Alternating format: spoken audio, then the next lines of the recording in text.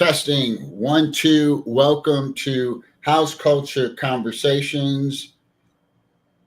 I am your host, DJ D Lot, and our guest is Bex from Chicago. Bex, how are you? I am doing so well and so excited to be here. How are you doing? I'm doing really well. I actually happen to be just outside of your old stomping grounds, if you can believe that, in Peoria, Illinois, where Peoria.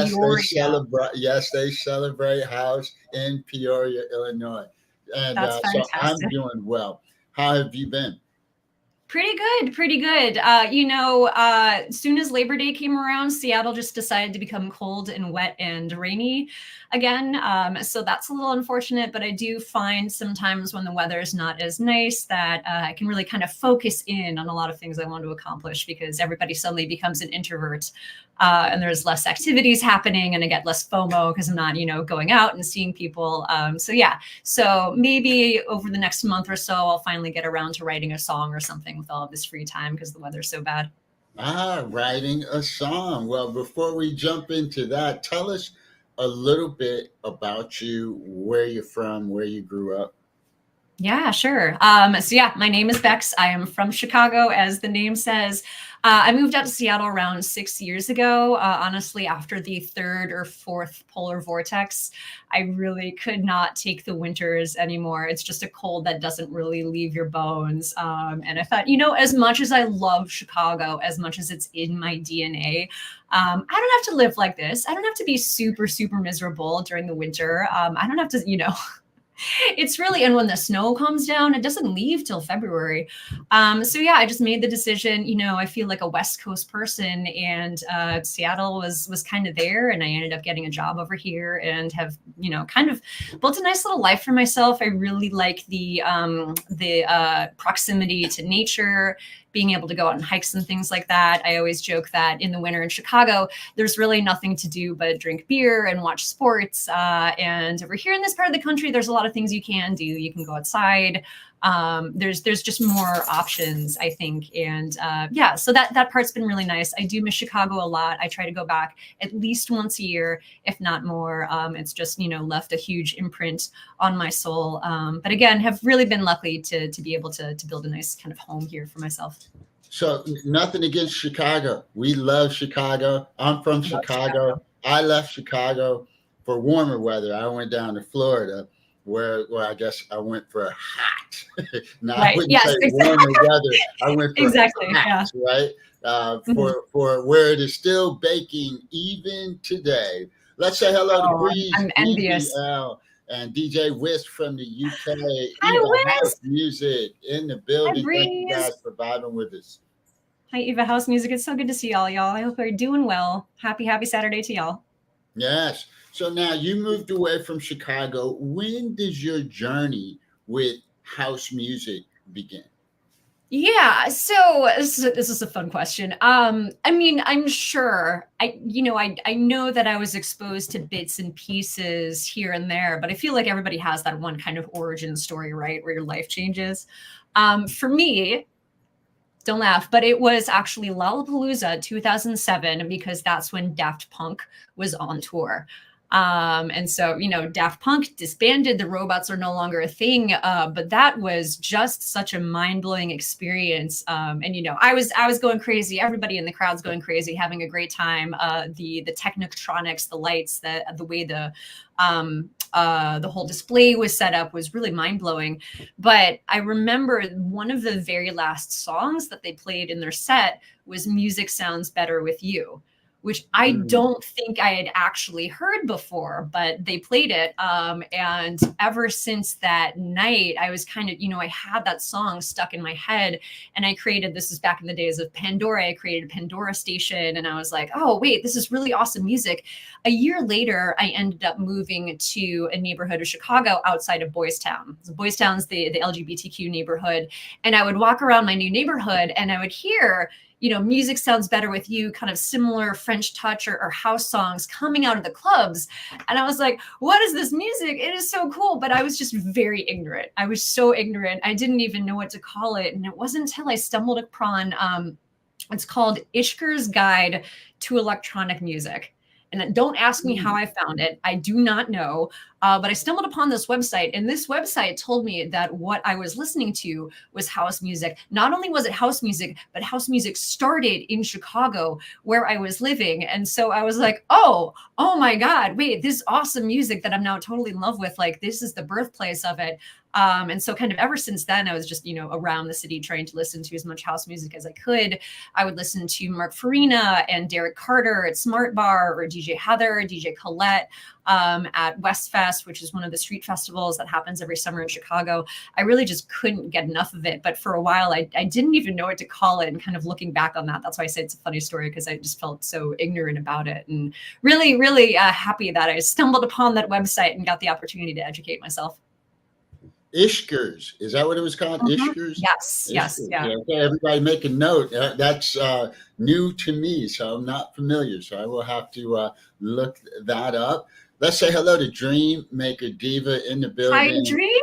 Hello. Good to see you. Yes. Yeah, absolutely. Absolutely. And that was one of the most fun summers of my life, the first summer that I moved in Chicago in my own place, and just got to explore the neighborhood and really enmesh myself in the culture, I guess.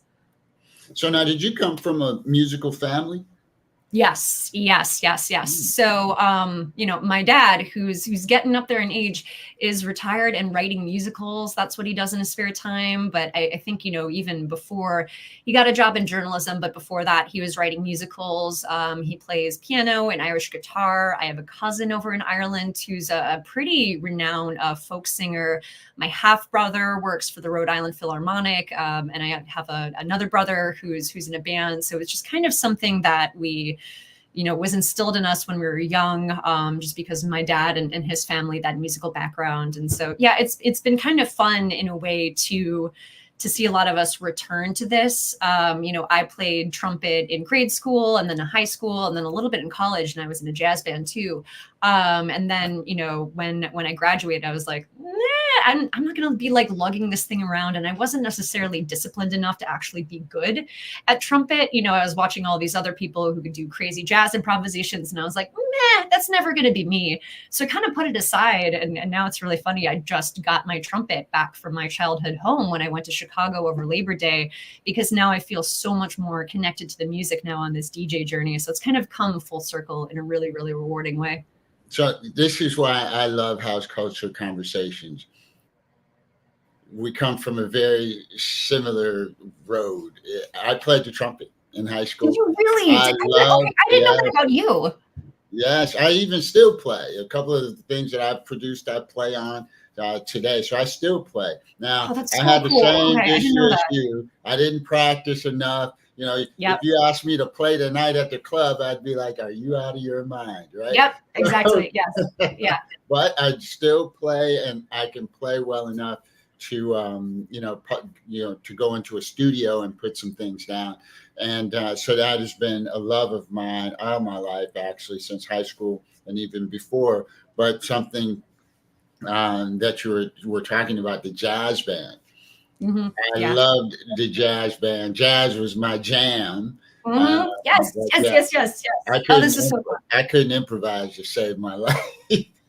It's hard. It's hard because you have to know your scales, and you have to know them so intimately that you could do it with your eyes closed.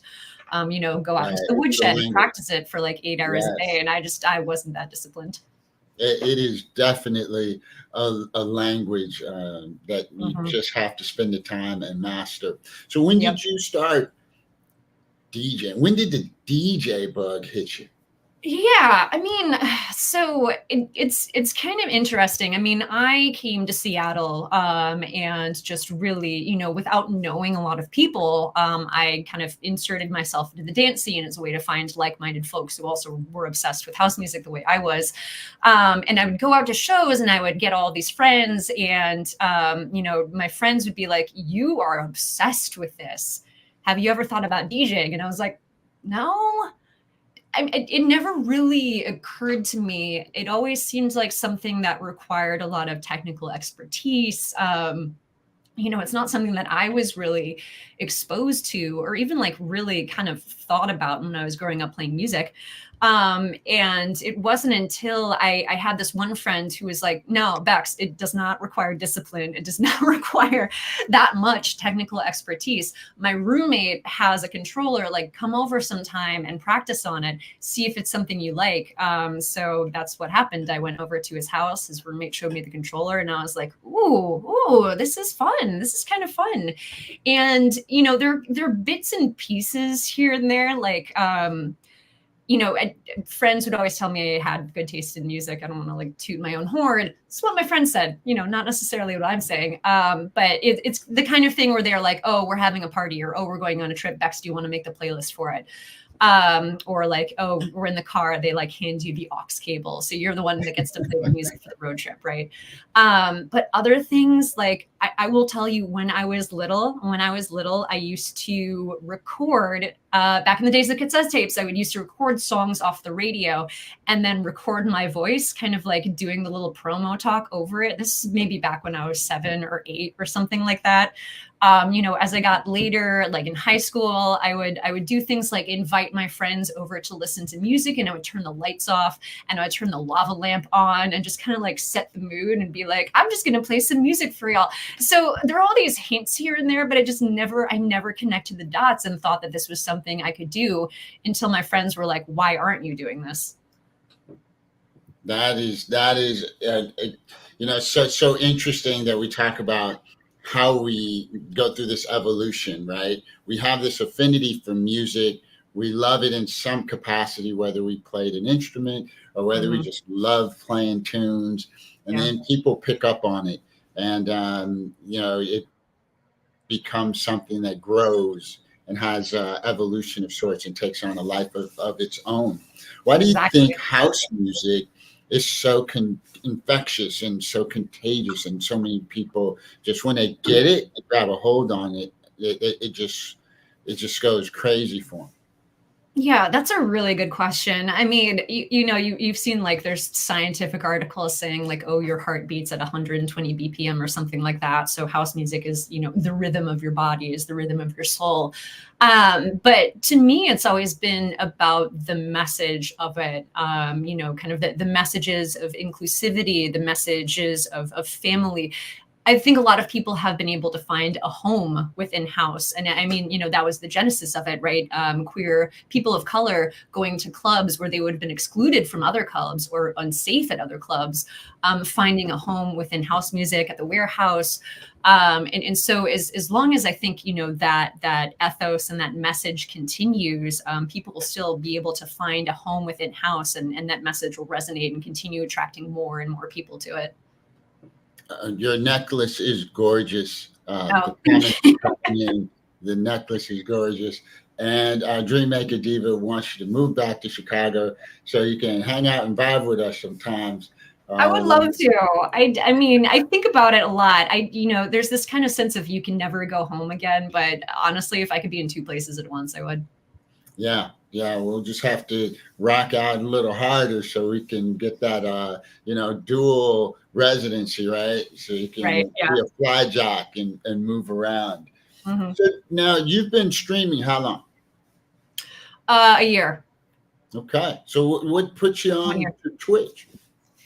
I mean, so the whole kind of story is essentially, my dog died, first dog, in January 2023. And, you know, in my sadness and depression, I stumbled upon TikTok, and I found this DJ on TikTok who was playing house music. And I was like, oh, you know, not only was it house music, but it was kind of like the deep house music that I was really always have been gravitating to. You know, I love deep house. I'm obsessed with deep house. And so listening to him, and then he'd be like, oh, you should follow me on Twitch because the sound's much better there. And I thought, oh, Twitch, isn't that just for gaming? You know, I didn't know. I did know that during the pandemic, a lot of the DJs in Seattle were doing Twitch streams and things like that, but I couldn't bring myself to watch them because I was just so sad that I couldn't go out to a club and see them and dance. But anyway, yeah. So upon this TikToker's recommendation, I started following him on Twitch, and that's when I was exposed to this huge, massive world of DJs on Twitch. And by that time, I had already gotten my first controller. And it was just so amazing to me because there's this accessibility component to it, right? You know, you can't go up to somebody who's DJing at a club and be like, hey, that was cool. What did you do there? But you can do that on Twitch. And a lot of people are very, very nice and generous with their time and expertise to be able to answer questions in chat. So as soon as I discovered there was this world of just kind of like, not only were there DJs who were playing the music that I wanted to listen to, but they would answer my questions too. I was just like in all of these streams, asking questions, learning. Any of the streamers who have deck cams, you know, I'm like sitting at my computer, like really intimately watching what they're doing with the knobs and everything like that. And then finally I started, you know, making friends, talking to these streamers, and they said, Bex, really, if you want to really get good fast, you should start streaming. That is the best way to practice. And it was true because I was practicing on my own in my bedroom, and, you know, you don't make the transition perfectly. And so you stop and you go back and you try to be, you know, perfection about it. But when you're streaming, you don't have the opportunity to do that, and really helps you think on your feet the way that you would need to in a club environment. So yeah, I started last year, and honestly, part of it too, I think, was I was already using the handle Bex from Chicago. And I thought in my mind, oh, wait, I love deep house. Wouldn't it be kind of funny if I called my stream the Deep Dish? Because Chicago, deep dish, and I love deep house. And as soon as I made that connection in my head, I was like, oh, well, I'd better stream because I don't want anybody to steal that idea. So yeah. I see what you did there. When you first said deep dish, I didn't put it together with Chicago and deep dish pizza. Very clever. Oh yeah, it's a little pun. You probably will find kindred spirits in Dreammaker Diva and DJ Wisp, because they love jokes and riddles and all things fun. And you know, really sorry about your doggy. Dreammaker Diva. So just a little love there, because she knows and has her own furry friends, and she knows how important they are to us humans. Deep dish indeed, the deep dish show. So now you've been doing the streaming. When was that kicked off? When 2023? Yep. Yeah. So in September 2023. Yeah. So about 1 year. And what do you find enjoyable about you know, Twitch, outside of just, you know, it gives you a chance to practice and work on the music? Honestly, so much. You know, just a few things that I can think of, because I don't want to spend, you know, the whole session talking about why I love streaming on Twitch. But number one, the ability that you have to control your environment and what you're presenting to people. If you're going to a club, you're really kind of at the mercy of what the promoters decide to decorate with and everything else. But, you know, when I'm doing my deep dish streams, you know, if I think a song hits particularly hard, I can throw up a visual that's just like a fast time lapse of somebody driving down Lakeshore Drive, and it just really sets the tone and atmosphere. And a lot of, you know, the way I think about deep dish is really kind of a love letter to my hometown, because I was, you know, in and around Chicago, just living my life listening to house music constantly. So in the way that I'm able to control the visuals, I feel like I'm able to impart that same experience that I had onto my viewers and my listeners. And yeah, just being able to do that. Or if you're playing kind of like a tropical bossa nova song, you throw up some palm trees, really helps to set the mood. I really, really love that aspect of it. I really love the fact that I get to play some songs that I probably wouldn't be able to in the club. You know, now having the club experience that I've had, you know, I get used to, and it's kind of a fun game to be like, oh, you know, what is the crowd like? Let me match my energy and my attitude to that. But at the same time, there's just, you know, some songs that really sing to my heart that I want to play for people that aren't necessarily going to get people up and dancing. You know, late on Sundays when I stream, I will pivot to some jazz fusion, and it is mixable. I wouldn't necessarily say it's danceable, but jazz is one of my favorite things in addition to house, and just being able to share that with people is so meaningful and so important to me. And I just love it so much. And I would not be able to do that in the club. So that's number two. And number three is the people that I've been able to attract to it.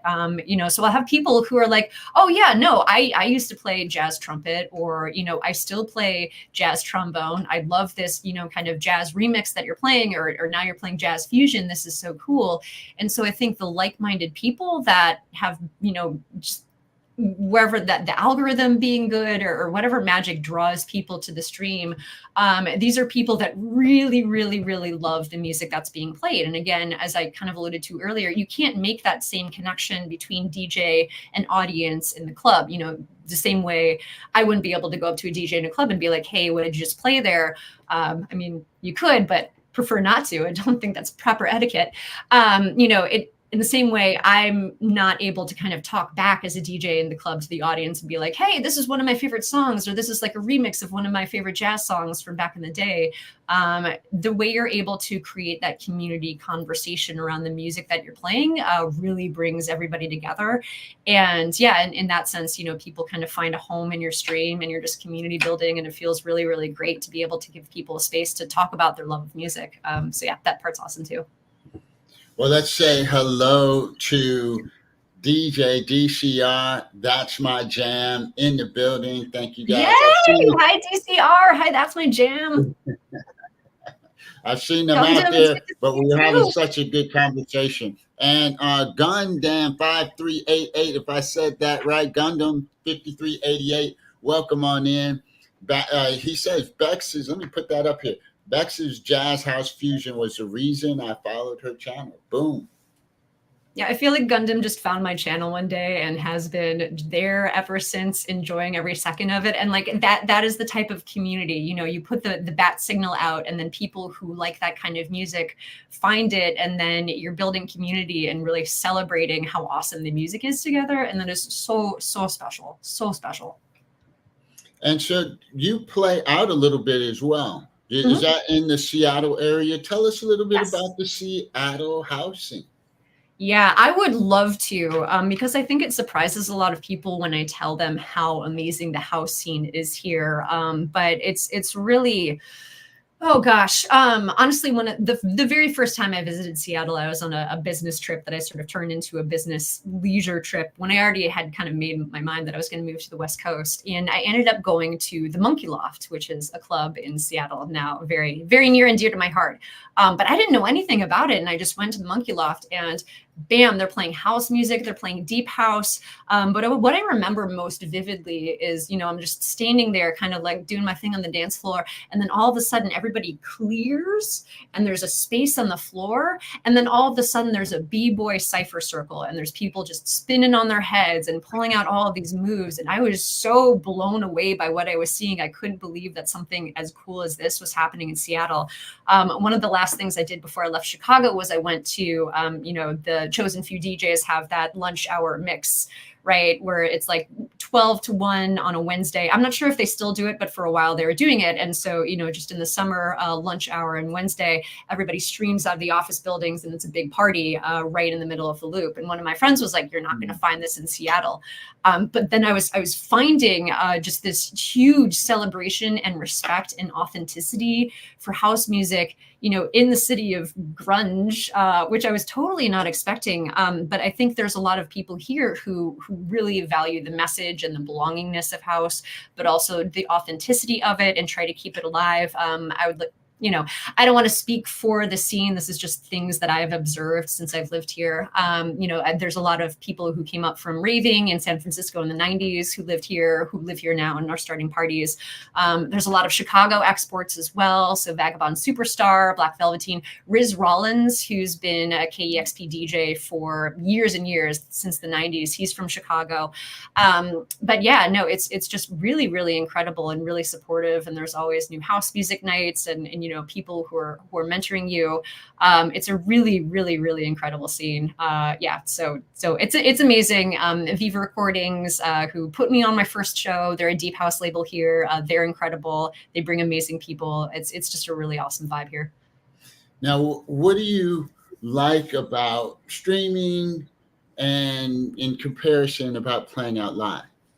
Comparing. Yeah, so I mean, you know, there's all the bits of like the sausage, right? You know, when you spend time in club environments, all of a sudden you're like, oh yeah, no, the sound here is just a little bit could be a little bit better. It's just kind of bass pounding in your face. And when you're doing the transitions on Twitch or on streaming, you have this audience that's, might be listening in headphones or listening, in a much more focused environment. You have to be a little bit more nuanced with your transitions and the way you're EQing.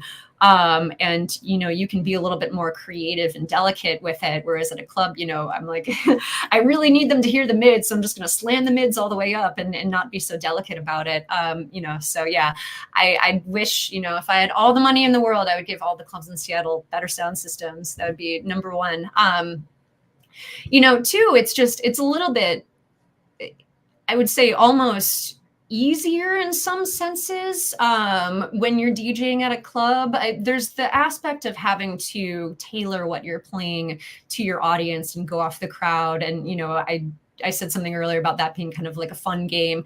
But when people are dancing in front of you, it's just so easy to kind of dance with them. I mean, I love dancing. One of the first things I did when I moved to Seattle was I took a dance class. I took a house dance class so I could, further educate myself about, the culture and the background, the history, but also the dance moves and everything associated with it. And so dancing has just been a big part of this as well, not just listening to the music, but dancing to it. And so when you see other people dancing in front of you, it's just so easy to be like, yeah, this is fun. This is amazing. And just really get into the groove that way. It's a little harder on Twitch when you can't see people dancing in front of you. Also, you have this camera painted on you, so you're trying to like dance and bring up the energy, even though there's nobody physically next to you. So that can be tricky sometimes. But again, kind of the trade-off in sound quality is worth it. Also, no lines for the bathroom. That's great. So I couldn't agree more. When I think about playing on Twitch, I get one kind of energy.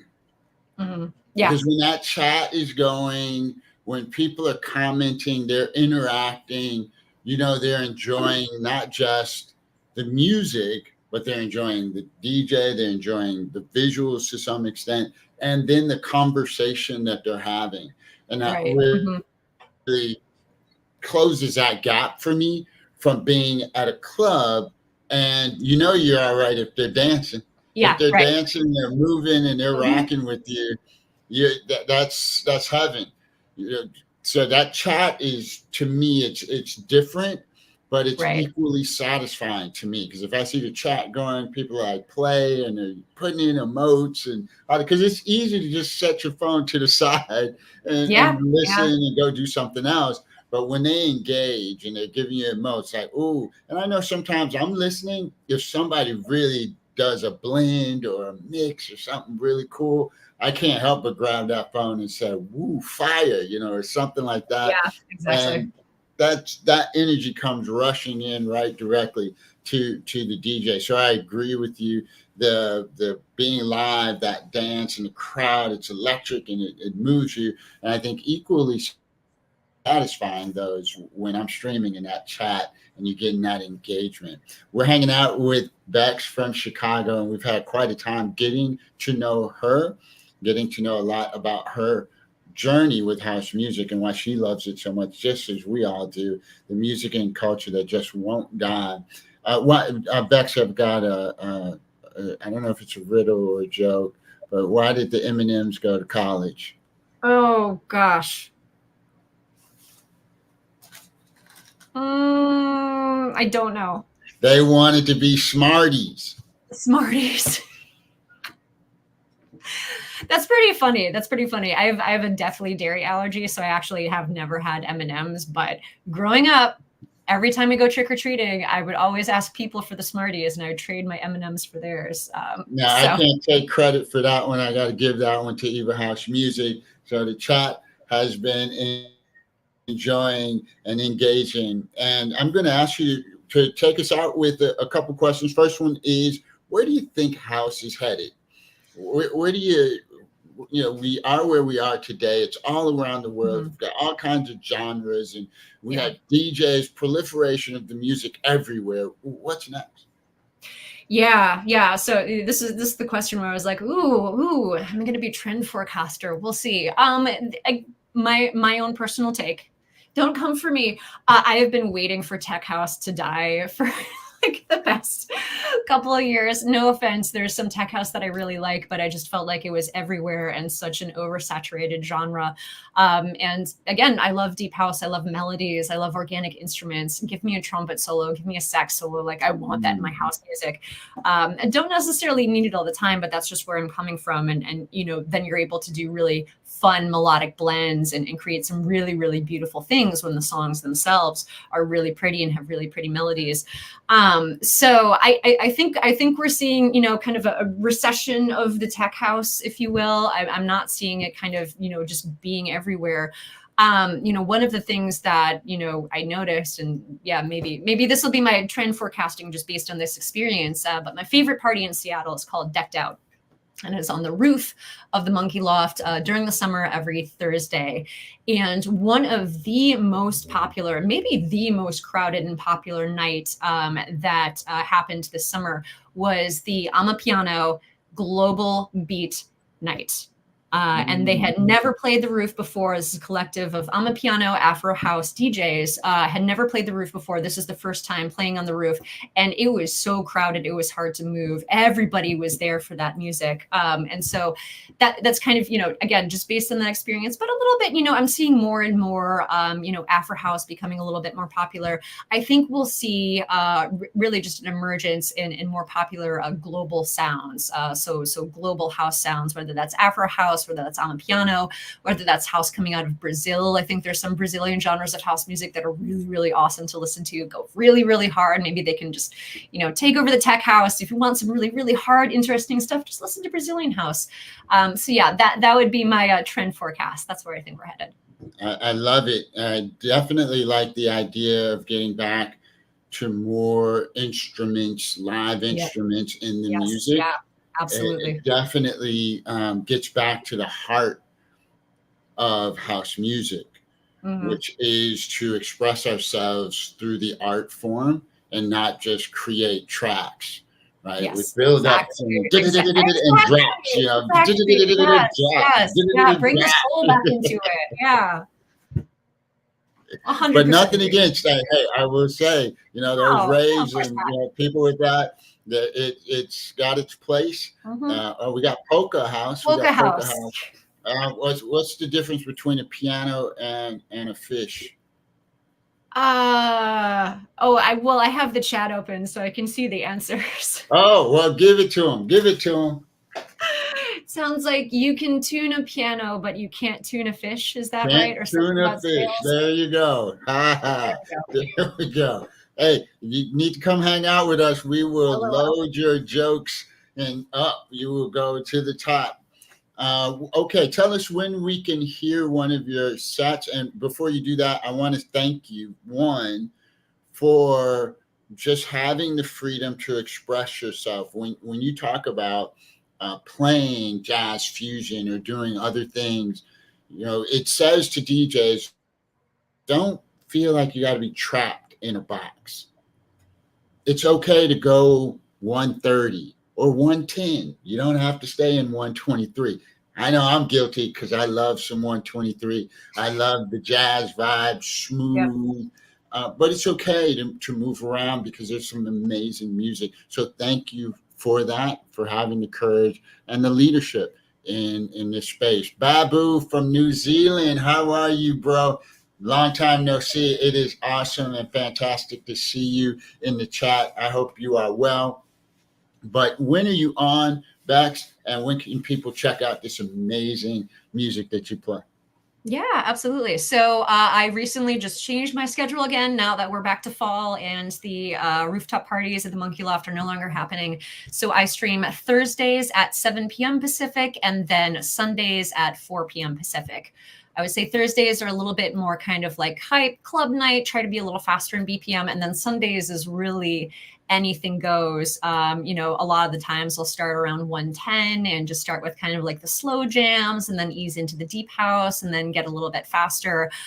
Something that I've loved doing, kind of my tagline is, this is the deep dish. We like it deep, jazzy, and then some, but it's not just deep house now. I've really gotten into exploring the deep and jazzy side of all genres. And last night I found some, this will be a preview for anybody who wants to tune in tomorrow.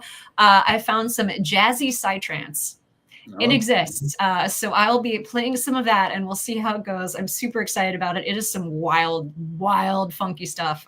So yeah, anything goes, but it's usually, something a little jazzy. There's a little jazz in there. As long as it has like a trumpet solo or a sax solo, I will play it. I love it. Well, hey, thank you so much. Appreciate you. Hey, we're going to go party with DJ Fu. So stick and stay. If you're on Twitch, we're going to hang out. Oh, yes. It's also nice. Late Night Cat 1107. Thank you so much. It's also nice to go below 120 BPM. Remember the days when Frankie Knuckles and the Death Mix crew used to produce more down-tempo productions. Absolutely. You are so right about that. And so with that, let's go party with DJ Fu. If you are on YouTube or Facebook, we will catch you next time. And with that, Bex, sit tight. We're going to take everybody to the party, and we will say our goodbyes. Once again, House Culture Conversations. Look for us in the near future, and we will learn something more about the wonderful people that love this music and are great stewards of the culture. We'll see you next time. Thank you. Thank you so much. Thank you, everybody in chat. Thank you so much for watching. Thank you so much for having me on. Thank you. Thank you. Thank you.